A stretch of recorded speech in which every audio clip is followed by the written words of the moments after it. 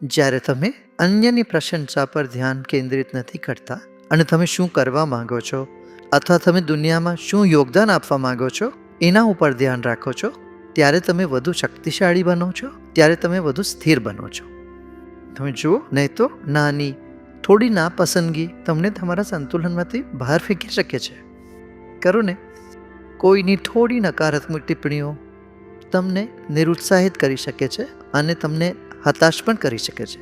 જેમ તમે જાણો છો, ભોજનમાં તમે થોડુંક અથાણું પણ રાખો છો, થોડું તેલ અથવા પાન રાખો છો, થોડું મરી, થોડું મરચું રાખો છો. હે ને? દક્ષિણ એશિયાઈ તરીકે આપણને બધાને મરચું પસંદ. તમે તેને મુખ્ય ભોજન તરીકે નથી લેતા, તે ઠીક છે, તેને બાજુ પર રહેવા દો. જરૂર હોય ત્યારે લો. તો નકારાત્મક ટિપ્પણીઓને પણ તમારે એમ જ લેવી જોઈએ. મરચાં અને તે તડકાની જેમ, તે તમે જાણો છો.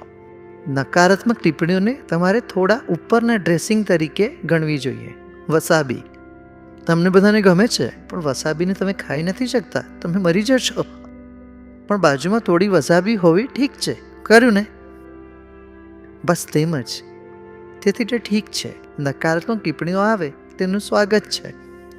જુઓ, માત્ર 2 પ્રસંગોએ જ લોકો નકારાત્મક ટિપ્પણીઓ આપી શકે છે. એક તો તેઓ તમારા શુભચિંતક હોવા જોઈએ. એવા લોકો જે તમારી મિત્રતાને જોખમમાં મૂકે છે અને તમને નકારાત્મક ટિપ્પણીઓ આપે છે.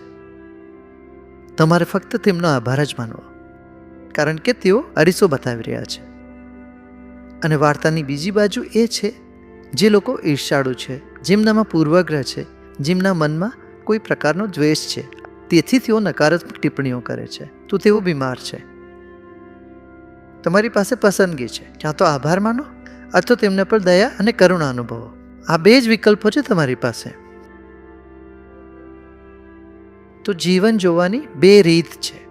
તમે કેટલાક ધ્યેયો નક્કી કરો છો અને તેના માટે પ્રયત્ન કરો છો. તે ધ્યેય પ્રાપ્ત કર્યા પછી તમારી ખુશી તમારી પાસે આવવાની અપેક્ષા રાખો છો. બીજી બાજુ વાર્તાની એ છે, તમે જીવન ખુશીથી જીવો છો અને તમે બધું જ આનંદની અભિવ્યક્તિ તરીકે કરો છો. આનંદની અપેક્ષા રાખીને નહીં. જ્યારે તમે તમારા કાર્યોને આનંદની અભિવ્યક્તિ તરીકે કરો છો, ત્યારે તમને કોઈ હેતુની જરૂર નથી હોતી. સમજાયું? કારણ કે તમે જે પણ કંઈ કરો છો, આનંદની અભિવ્યક્તિ તરીકે જ કરો છો. હેતુ ત્યારે આવે છે જ્યારે સંતુષ્ટ નથી હોતા. પરંતુ જ્યારે તમે પૂર્ણ હો, જ્યારે તમે તૃપ્તિ અનુભવો અને તમારી પાસે જે છે એ વહેંચવા આવ્યા હો, ત્યારે તમે મારા જીવનનો હેતુ શું છે, મારે શું કરવું જોઈએ, તેના પર એકલું વળગી નથી રહેતા. મનમાં સ્પષ્ટતા, હૃદયમાં પવિત્રતા અને કાર્યમાં નિષ્ઠા હોય છે. જો જીવન બહુ નાનું છે, સમય જતો રહે છે, આમ ઉડી જશે. ખરું ને? અને તમે જોયું છે કે ઘણા લોકો મૃત્યુ પામી ચૂક્યા છે. જ્યાં સુધી આપણે અહીંયા છીએ, જો આપણે ખુશી ફેલાવવાનું, આપણી આસપાસના લોકો માટે ખુશી, આનંદ લાવવાનું નક્કી કરીએ, તેનાથી બીજું કંઈ સારું નથી. હું એમ કહું છું. જીવનમાં પડકારો આવે છે. બસ તમારો નિશ્ચય, હું જીવનમાં તમામ પડકારોનો સામનો કરવા માંગુ છું. જો ઉદાહરણ તરીકે 2016ના વર્લ્ડ કલ્ચર ફેસ્ટિવલમાં કેટલાક લોકો ગ્રીન ટ્રિબ્યુનલ પાસે ગયા હતા અને તેઓ કહ્યું, ના, આ તો યમુનાનો વિનાશ કરવા જઈ રહ્યા છે. ના, આપણે એક તરતું સ્ટેજ બનાવ્યું હતું. આપણે સ્ટીલની પ્લેટો પર સ્ટેજ બનાવ્યું હતું, તેથી કોઈ ખાડો ન ખોદાયો હતો. પણ પછી તમે જાણો છો, તે કેટલાક લોકોમાં ઈર્ષ્યા અને બધું બની ગયું. ગ્રીન ટ્રિબ્યુનલે આપણને 5 કરોડ રૂપિયા જમા કરવા ગયા. તે માત્ર ડિપોઝિટ હતી. કેટલાક મીડિયાવાળાએ કહ્યું તેમને 5 કરોડનો દંડ ફટકારવામાં આવ્યો. જો નુકસાન ક્યારે થયું જ નથી, તે એક ડિપોઝિટ હતી. જો પાછળથી કોઈ નુકસાન થાય તો તેઓ તેમાંથી કેટલાક પૈસાનો ઉપયોગ કરીને જગ્યા સમારકામ કરાવી શકે. આ એક શરત તેઓએ રાખી હતી. પણ શું થયું? કેટલાક મીડિયાવાળાએ શું કહ્યું? 5 કરોડનો દંડ કરવામાં આવ્યો. દંડ. હવે હું એમ કહીશ, મારું વલણ હતું, શિક્ષિત કરો અને પછી અવગણો.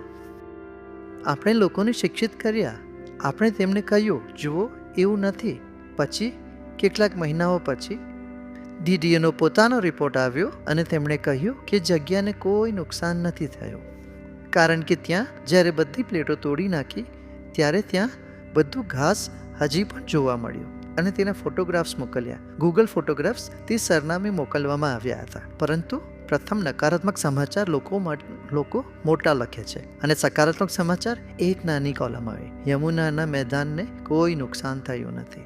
સોશિયલ મીડિયાનો આભાર. તે દિવસોમાં સોશિયલ મીડિયા એટલું પ્રચલિત નહોતું, તેથી લોકો જે માનતા હતા તે માત્ર થોડા બિઝનેસ હાઉસ હતા તેઓ જે છાપતા હતા. કેટલાક મીડિયા હાઉસ જે છાપતા હતા તે મુખ્યપણે ચાલી રહ્યું હતું અને મીડિયા હાઉસે લખ્યું, અમને જણાવતા અફસોસ થાય છે કે તે દંડ નહોતો, ડિપોઝિટ હતી. બહુ મોટો તફાવત છે આ. તમે ડિપોઝિટ કહો છો અને તેને દંડ કહો છો. એટલે આવી સૂક્ષ્મ વસ્તુઓ બને છે, પરંતુ તમારે તેમાં ફસાઈને ચિંતા કેમ કરવી જોઈએ? સમય સત્ય જણાવશે.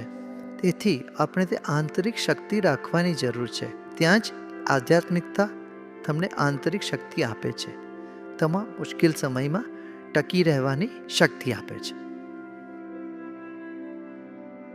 નૈતિકતા તે છે જે તમે નથી ઈચ્છતા કે બીજાઓ તમારી સાથે કરે તે તમે બીજાઓ સાથે ન કરો. જે વસ્તુ તમે નથી ઈચ્છતા કે કોઈ તમારી સાથે કરે એ તમે એ લોકો સાથે કરો. એ નૈતિકતા છે. એક ઉદ્યોગપતિ પાસે વિક્રેતા અને ગ્રાહક બંને હોય છે. તમે નથી ઈચ્છતા વિક્રેતા તમને છેતરે, એટલે તમે ગ્રાહકને પણ ન છેતરો. તેવી જ રીતે તમે જાણો છો અને તમે ઈચ્છો છો કે યુવાનો તમારું સન્માન કરે, બરાબર? તેથી તમે વડીલોનું અપમાન ન કરો અને સ્થિર રહો.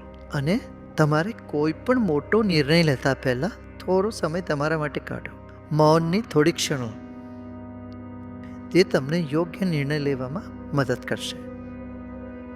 જીવન પરિવર્તિત કરતી આવી ટિપ્સ માટે ગુરુદેવની ગુજરાતી YouTube ચેનલને સબસ્ક્રાઇબ કરો.